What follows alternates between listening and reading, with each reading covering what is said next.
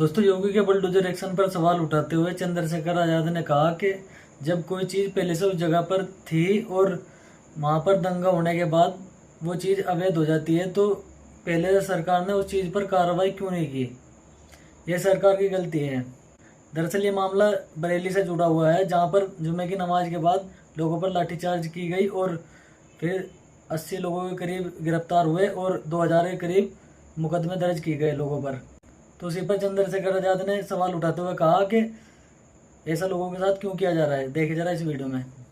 जो जमीन जो चीज 70 साल से बनी हुई है, अचानक से वो आज घटना हुई, सुबह अवैध होगी, उस पर बुलडोजर चल गया है। इसको किस तरीके से देखा जाए? आप कोई जांच नहीं कर रहे हैं, आप निर्दोष लोगों को जेल भेज रहे हैं। ये जो अन्याय है, ये अन्याय अगर हम सहते हैं तो फिर हमें भी कल जवाब देना पड़ेगा। वो सुना ना आपने, जलते घर को देखने वाले, फूस का छप्पर आग का आपका है, आग के पीछे तेज हवा है, आगे मुकद्दर आपका है। तेरे कत्ल पे मैं भी चुप था, मेरा नंबर अब आया, मेरे कत्ल पे तू भी चुप है, अगला नंबर आपका है। ये कल आज जो वहां हो रहा है, कल उत्तर प्रदेश के किसी और जिले में भी होगा। कब तक चुप्पी रखेंगे? मेरे पास बहुत काम है, लेकिन जब वो अन्याय हुआ और वहां के लोगों ने मुझसे अपील की कि आपको आना चाहिए, आप सब लोग बड़ी बड़ी बातें करते हैं, लेकिन मुसीबत में कौन आता है साथ, ये देखने की बात है। तो मेरी ये जिम्मेदारी बनती है कि आज जाके उनका हाथ पकड़ूं, उनके आंसू पूछूं, उनकी आवाज़ बनूं, उनके साथ जो अन्याय हो रहा है उसको लोगों के सामने लाऊं। और मैं करूंगा क्या जाके वहाँ? मैं कोई भीड़ तो जुटा नहीं रहा, मैं जाके पीड़ितों को सुनूंगा। ऐसा क्या हुआ जिस सच्चाई को छिपाने के लिए, वहाँ जाने से रोकने के लिए इतना बड़ा जो है पुलिस बल लगाया गया है। मेरी पुलिस से कोई लड़ाई थोड़ा ही है भाई। कहीं कोई घटना हुई है तो हम लोग राजनीति कर रहे हैं, हम लोगों की आवाज़ की बनने की लड़ाई लड़ रहे हैं। तो अगर हम लोग उनके बीच में नहीं जाएंगे, उनको सुनेंगे नहीं, तो बताएंगे कैसे? फिर उस पर न्याय कैसे होगा? तो वहाँ जो अन्याय हो रहा है वो रुके, वहाँ जो निर्दोष लोगों पे कार्रवाई हो रही है वो कार्रवाई खत्म हो। वो जो वहाँ जो डर का माहौल है, भय का माहौल है, वो एक अच्छे माहौल के रूप में, सौहार्दपूर्ण माहौल के रूप में उभरे।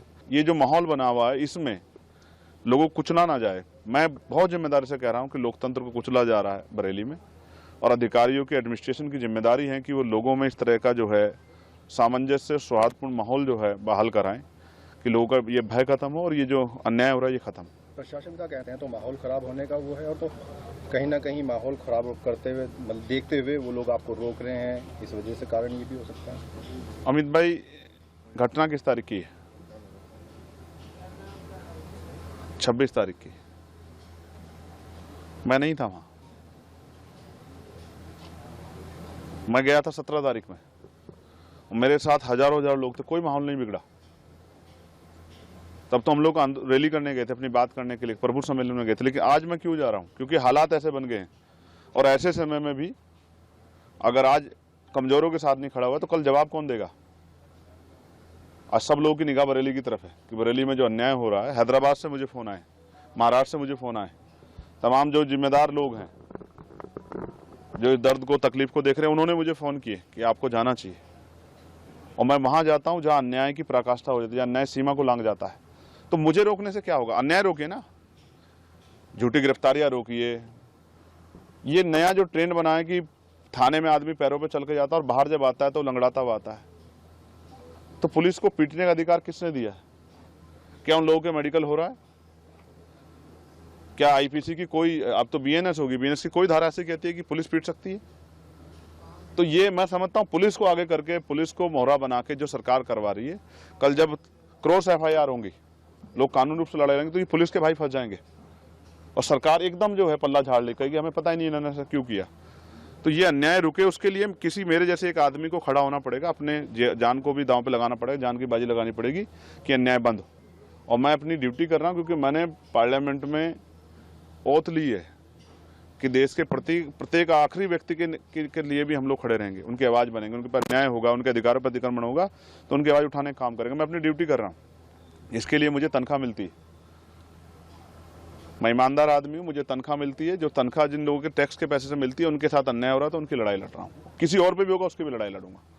जो मौलाना मोहसिन रजा है, उनके कई संपत्ति में बुलडोजर चला, और जो अन्य लोग हैं उनकी जो संपत्तियाँ सीज की जा रही हैं, उन पे भी कार्रवाई होगी, तो इसको कैसे देखते हैं? मैं आपको फिर कह रहा हूँ, किसी को मारने के लिए लाठी चलाने की जरूरत नहीं है,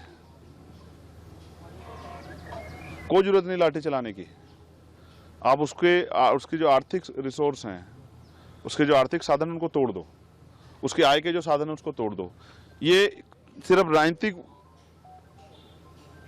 एक एजेंडा है, कुछ लोगों को अपने वोटर्स को खुश करने के लिए कि हमने संपत्ति जब्त कराई। मैं पूछना चाहता हूं, अगर आज वो अवैध है तो कल तक वो अवैध कैसे था?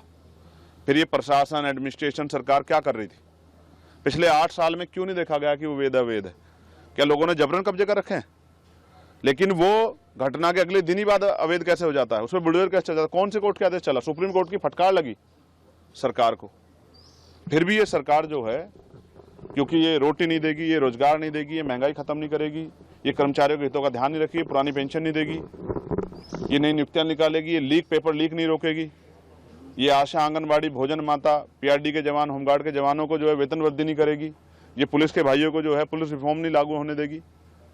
तो ये इन सब चीज़ों को टालने के लिए, किसानों को खाद नहीं मिल रहा, डीएपी नहीं मिल रहा है, तो ये वो व्यवस्था लागू है। इसलिए ये इस एजेंडे को मजबूती से वो करते हैं और ये सब सरकार की देखरेख में हो रहा है। मैं किसी अपराधी का समर्थन नहीं करता हूँ।